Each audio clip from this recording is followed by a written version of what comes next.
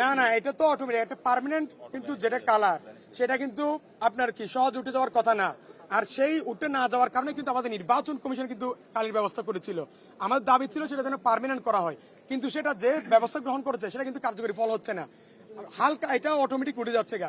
তাহলে যে তারা কারচুপি রোধ করার জন্য, অনিয়ম রোধ করার জন্য যে ব্যবস্থা নিয়েছে সেটা কোনো কার্যকরী ব্যবস্থা হচ্ছে না, এটা অটোমেটিক উঠে যাচ্ছে। আমি রুমে গেলাম, এখানে কিন্তু কোনো কিছুই নাই।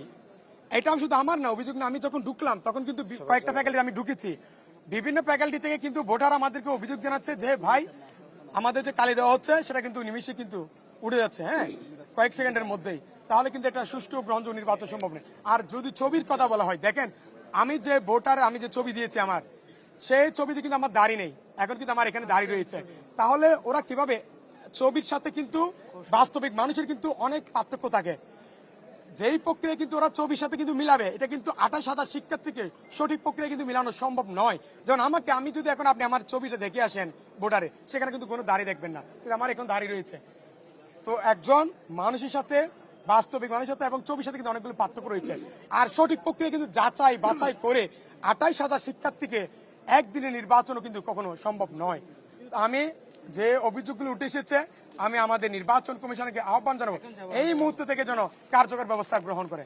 স্বাক্ষর জাল করতে পারে। আমরা ডাকসুতে দেখেছি যে একজন মেয়ে অভিযোগ দিয়েছে যে তার ভোট এর আগে কিন্তু দিয়ে ফেলা হয়েছে।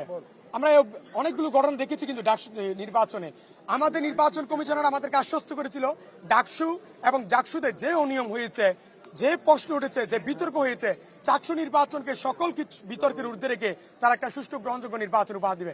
কিন্তু আমরা দেখলাম তারা কোনো শিক্ষাই গ্রহণ করেনি, বরঞ্চ এখানে আর খারাপ ভাবে এরা আমাদের নির্বাচনটাকে পরিচালনা করছে।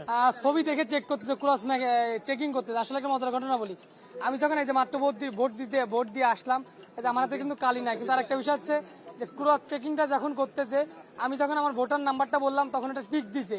তো আমি বললাম কি যে আমি ছাত্রদলের জিএস ক্যান্ডিডেট। তখন উনি আমার আইডি কার্ড বলছে ভাই আইডি কার্ডটা, তখন উনি আমার ছবির সাথে মিলাচ্ছে।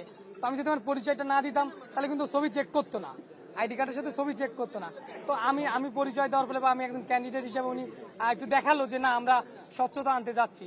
তবে হ্যাঁ, আমাদের এখনো পর্যন্ত প্রথম 1 ঘন্টার ভিতরে যদি এই ধরনের মানে ব্যাপার স্যাপার ঘটে, তা আসলে আমাদের এটা দুঃখজনক। আমরা চেয়েছিলাম যে নির্বাচন কমিশন হয়তো একটা ইতিহাসের অংশ হিসাবে চাই থাকবে, চাকসু নির্বাচনের অংশ হয়ে থাকবে।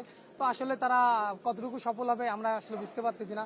তো এখানে আমি শুনলাম আমি এই যে 214 নম্বর রুমে অনেকগুলো সিগনেচারবিহীন, হ্যাঁ 14-15 দুইটা রুমে অনেকগুলো ব্যালট পেপার আছে। তো আমরা আসলে এটা দুঃখজনক। আপনারা যারা মিডিয়া আছেন আপনারা একটু এটা একটু খোঁজ খবর নেন, কারণ সত্য উদ্ঘাটন করা হচ্ছে আপনাদের দায়িত্ব।